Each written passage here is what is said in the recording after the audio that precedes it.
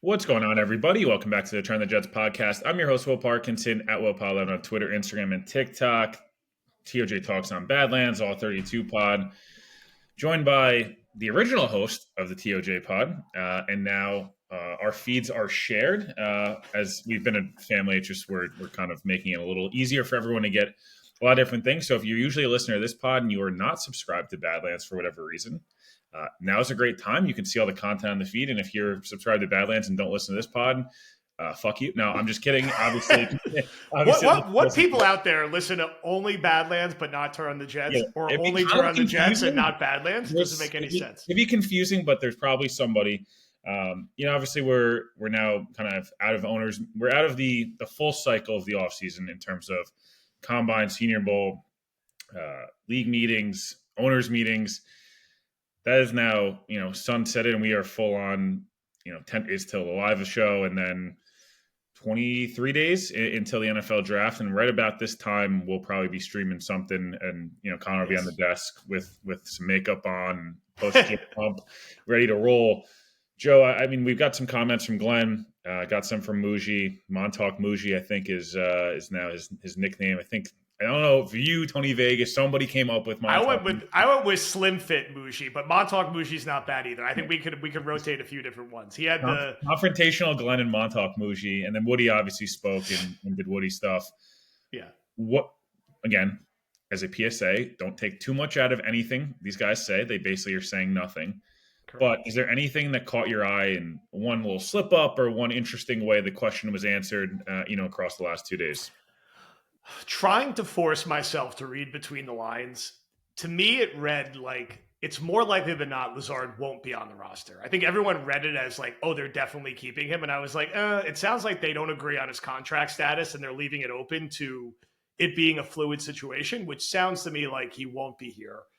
I thought it was promising enough what we heard about the Garrett and Sauce extensions. I think there's internal optimism in the Jets building and here that happens before the season starts. I didn't hear anything that changes my mind on that, even if it doesn't get done before the NFL draft.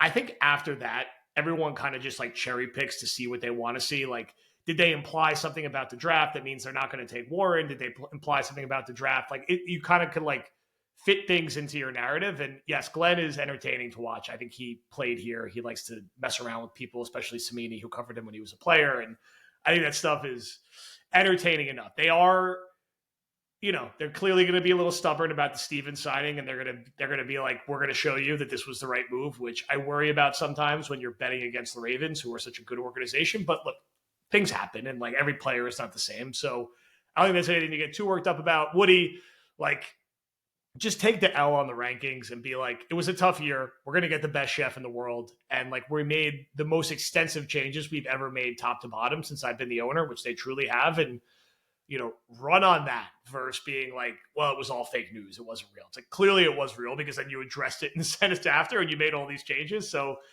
I don't know. I think he would agree that less from him is more. And you want Glenn and Muji to be Glenn to be the front man of the organization. And I last but not least, like, at least it sounds like they understand they still need another tight end and another right tackle.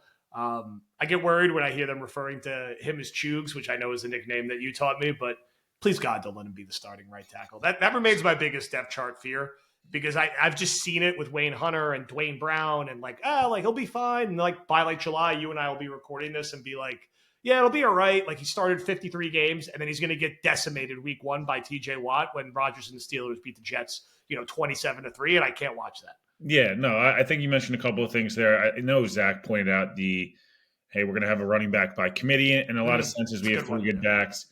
Look, I think there's a couple of things there, and I don't think I think anyone who's been paying attention, truly paying attention day to day, shouldn't be surprised by that. Brees has had some really nice moments as a Jet. He's been hurt pretty substantially in 2 of the 3 years he's been here. And on top of that, like, he kind of goes in these waves throughout a season where he's really good and like he looks like a top 2 back in the league for 12 straight quarters. And then there's 12 straight quarters where like he's kind of unplayable at times, especially in the more traditional run games. So he's a great back. He's a really good player. All those things are true, but I think the Jets are also of the mindset that what if he's only healthy for 14 weeks? Like, Are the Jets not going to play Isaiah Davis and Braylon Allen at all? Like, yeah, Hall needs a 20 carry game, but maybe the week after Brees Hall has a 20 carry game, and then they play Thursday night against the Panthers at home, maybe he doesn't need to carry the ball 20 times. Maybe it's 10 targets out of the backfield as a receiver, and he only carries the ball 8 times, and then it's more Braylon Allen and Isaiah Davis. I just don't. People took that as they don't like Brees. I took that as they're not being stupid about the fact that you can't just, no matter who the player is, spam them one week and expect that the next week they're going to maybe be the same player. Like, I don't hate the idea. And again, if Brees doesn't have some great year and the Jets let him walk next year or whatever it may be, I don't know. Hopefully that doesn't happen. Hopefully it's either they trade him or they tag him and they extend him, whatever it may be. I just don't do what they've done in the past. They also need those two guys that are below him to be good enough to let that occur. So again, it's a new regime. No offense, none of these guys were drafted by either of the two people that are in most in charge. So if they all suck this year, they'll probably turn over the room. And if they're all great, they'll embrace it and they'll move forward. I thought Glenn, the two most important things he said, and again, until we see it, it's great. They did a little bit of it, but they said we want to keep good. We want to keep our own here. We want to draft, develop. Every GM says that. It's such BS in a lot of ways of like, obviously you want to do that. Oh, you want to draft well and make good trades and win games. Like, thanks, dude. But I will say, I think I would be shocked if Sauce and Garrett are not extended in the summertime. And on top of that, it'd be, hey, Michael Carter last year, Jamie and Sherwood, Sauce and Garrett this year. Maybe it's Jermaine and Brees next year, or it's AVT. I would be maybe AVT gets extended. I think they'd probably like to see him play a full 17 again. I just don't know if they're going to dish out three. I'm not sure Woody's dishing out three full, like, big time extensions of cash this year. And I don't blame him. But Glenn said something, I think, Joe, that was the most important thing and something we never saw under Saleh. He said, we're going to fit the scheme based on the players. We're not running the Lions scheme. We're not running, the Niners scheme, the Packers scheme, the Shanahan. Like, we're running what fits our players best. I don't feel like I heard that ever under Robert Saleh, Nate Hackett, even under LaFleur. Like, he did it at times and he did what he could, but that was really striking to me, especially offensively, where, hey, Justin Fields is good at certain things. Like, the offense should run around what Justin Fields is good at, what Garrett Wilson, what Brees Hall is good at. Defensively, what are we good at? We have two really special corners in different roles. We have a third guy who probably is going to need some help. Let's not just put him on an island and say, F it, dude. Like, we know you don't turn your head around against the football. We're going to leave you one-on-one with Jamar Chase. Like, Joe, I don't know if that, to me, that is such a turn of events from not making too much out of it, but as of now, the words to me, that was the most striking thing that Glenn said all presser. Yeah, if they can follow through with that, that's kind of what we've been waiting for a while here. You want to be adaptable enough to play to your players' strengths, and it shouldn't be a revolutionary thing to do that. I mean, this is part of what made Belichick so good, in spite of how much we all hate him. Like, he would be adaptable to the personnel he had, and if you can be smart with what your receiver depth chart looks like and how your quarterback plays and the running backs you have, you're going to run a very specific kind of offense. And it would make sense in that kind of offense where the Jets are probably going to run the ball more than they did in any year since 2009. And they'll run it even more than they did that year because Fields is going to run 10 times a game. That, you know what?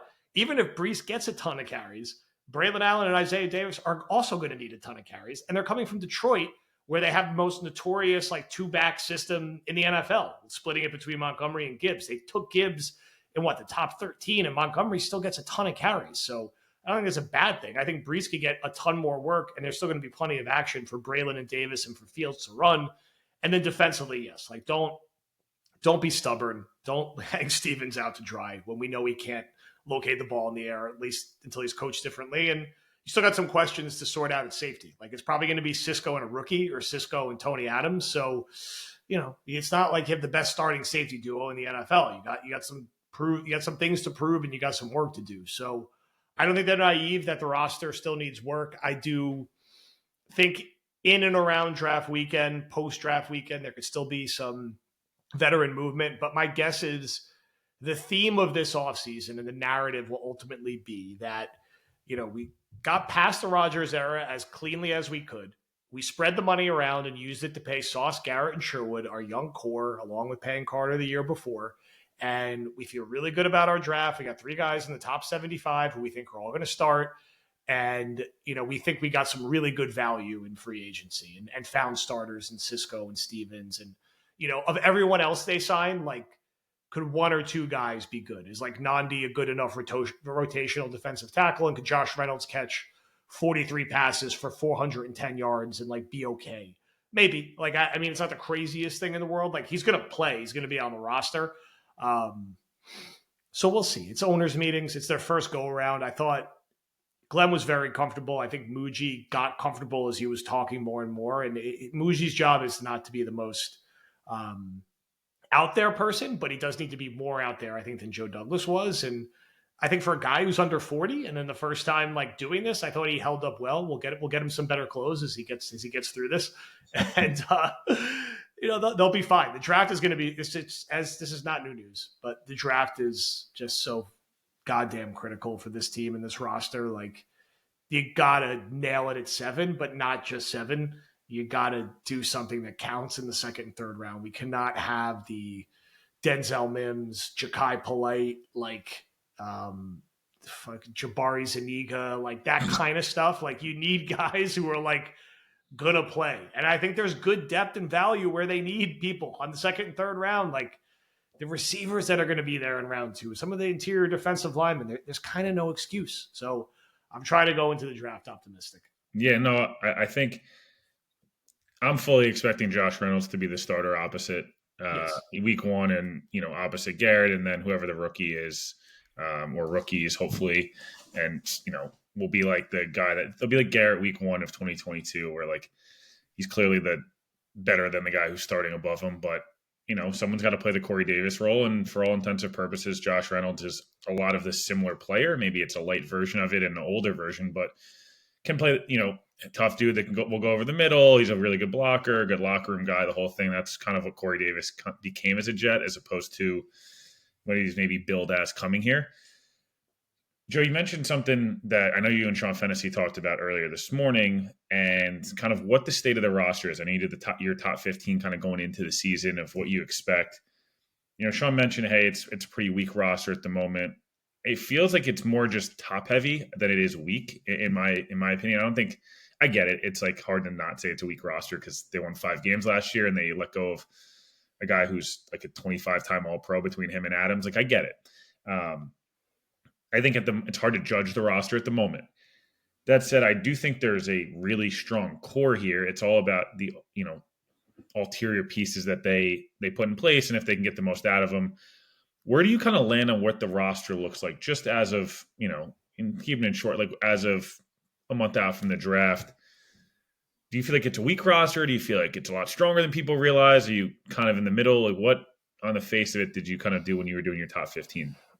I think it's slightly better than the outside perception that has this as one of the 3 worst teams in the NFL. I think from a Vegas over/under like standpoint, they're like the 3rd lowest expected win total at like 5.5 or 6.5, which I get. The roster got rid of names: Rodgers, Devontae, Reddick, a lot of like names shed off. DJ Reed, like names came off the roster.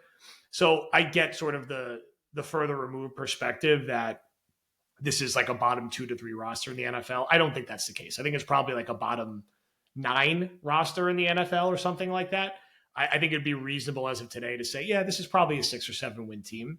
Now, do I think with a good draft and some other moves and better coaching and friendly schedule flow, they can be an 8 or 9 win team? Yeah, it's going to kind of come down to 2 things. One, can their great players be great, which I talked about a lot last year, and their great players weren't great. Quinnen wasn't great. Brees wasn't great. Sauce wasn't great. I love Garrett. He wasn't great. He was good at times. It was not great last year. None of their great guys played great. And if their great guys could play great, and then I'll stop saying the word great so much, that makes a huge difference. Like, if these guys play at an all-pro level, the roster like is that much huge. Better. You're on a – you sound like a politician.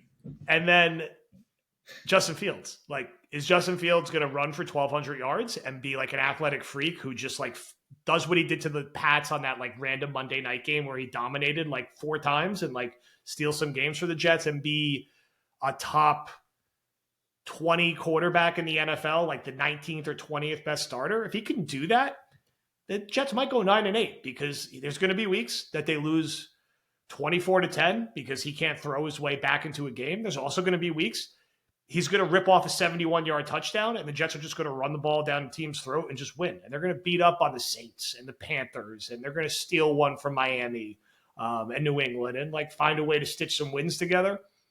So the draft and doing one more meaningful veteran move, I think, is still needed. Like there's some stuff you feel great about. The offensive line, still having Brees and Garrett.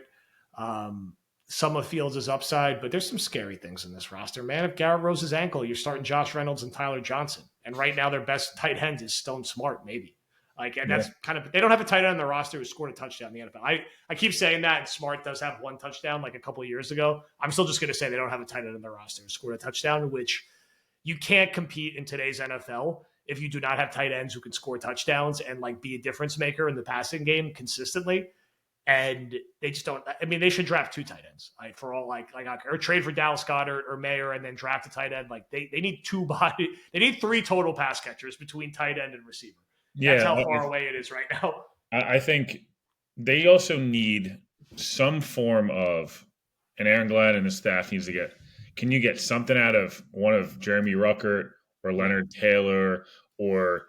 I don't know, pick your Tony out. Like, can one of those guys or even 2 of those guys play 20% above what they played like, or what kind of more of what they were expected like, or 20% above? Jeremy Ruckert was a top 100 pick. Like, I'm not trying to say that you shouldn't expect anything, like, frankly, and I'm not saying to, but there's also a case to be made, like, maybe he was hurt all of his rookie year camp, came in year two, he like showed some flashes, and then year 3 was a disaster. I don't know, could year 4, like the light turn on? This is what happens. Like certain positions, the light turns on later than others. Zadarius Smith, I have my reservations about Zadarius Smith. Every time he leaves a place, they get better. And he seems like a guy who wears his welcome out in like 6 weeks. But maybe the Jets need him for 8 weeks and they're 3-5 and they move him for a 4th round pick or a 5th round pick to a contender. And like they continue to stack picks. I don't know. I think they need another edge, and no one wants to talk about it. This is my last question for you before we wrap. All we've talked about is Tyler Warren, Membu, and Mason Graham, and I get it. And those are most likely the picks. I'd say, like as of 7:59 on April 1st, it's like to me, it's 40% Warren, 35% or 45% Warren, 40% Membo, and like 15% Graham. I'll just go with. That said, Glenn was just in Detroit where they took Jahmyr Gibbs and Jack Campbell at 12 and 18 of running back and a off-ball linebacker to a team that needed very similarly a lot of stuff. They took multiple corners. They always were needing added defense, but they also had obviously on the offensive side. That's a team that also took TJ Hawkinson at 8 overall. So there's a huge variance there, a lot of non-premium positions for what it's worth. Is there any shot? And I know no one in the Discord wants to hear this. Is there any shot the Jets go up and they take Genty or Jalen Walker or one of these guys and just like they're the best fucking football player in the draft that's left on the board for us, and we don't really care about what you guys feel about the roster. We think we need this guy. Like, I just don't think – no one wants to hear this. I just don't think it's like the craziest thought. It's probably the other 3 guys.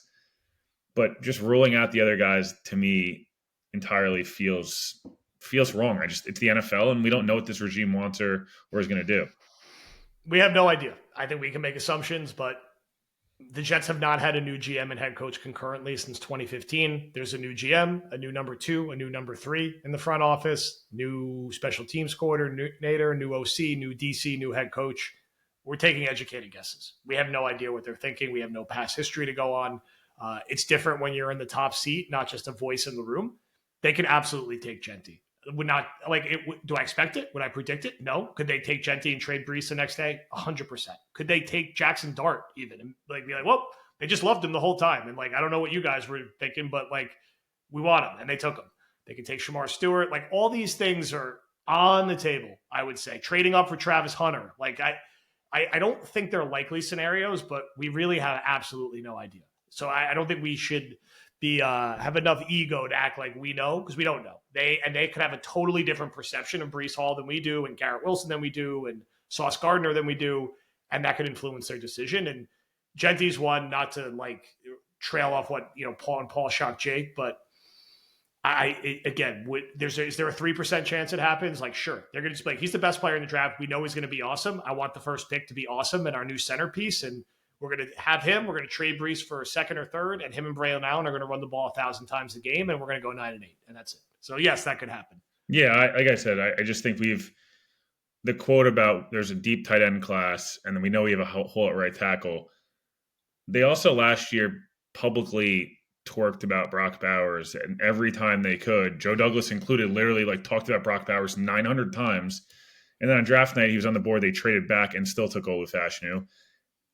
Me, you, Connor, and everybody else thought they were taking Icky, and they took Sauce. Garrett, the Garrett one was more of a layup, and so was Jermaine. But my point being, like, Will McDonald, the Jets were going to take Jahmyr Gibbs, and and the first round just after the year after drafting Brees. So my point being, like, yeah, we don't fully know. Again, those players make the most sense. It's probably the pick. I just want to caution people with don't overread too much into quotes because they mean nothing, especially from a drafting perspective, other than Dave Canales saying they're going to take a defensive player today because Kay Adams got him to say it. Insane thing to do, but whatever. They're going to take Jalen Walker if the Jets don't, and they'll go on from there. But like I said, Joe, I just think that everyone freaked out about the deep tight end class. That means Warren's out. Like, yeah. I assure you that means absolutely nothing. It is a deep tight end class. I don't know what to tell you. It's true. George Padden today, very hilariously, was like, there's great running backs rounds 2 through 6, and we're going to take one. We're taking a running back at 20, and it's going to be hilarious to play that quote over. Joe, appreciate you. Obviously hopping on. New War Room will be out tomorrow morning. This will be out tomorrow afternoon. Live shows in 10 days. If you didn't, for whatever reason, get a ticket and you last minute want to come, let us know. There may be room, maybe not. Who knows? I don't know. Show up. Yeah. Maybe you missed this one come in August. I don't know. Yeah, they'll have a bigger one in August. Appreciate it for listening. Again, we'll talk to you guys later this week. Appreciate it for listening.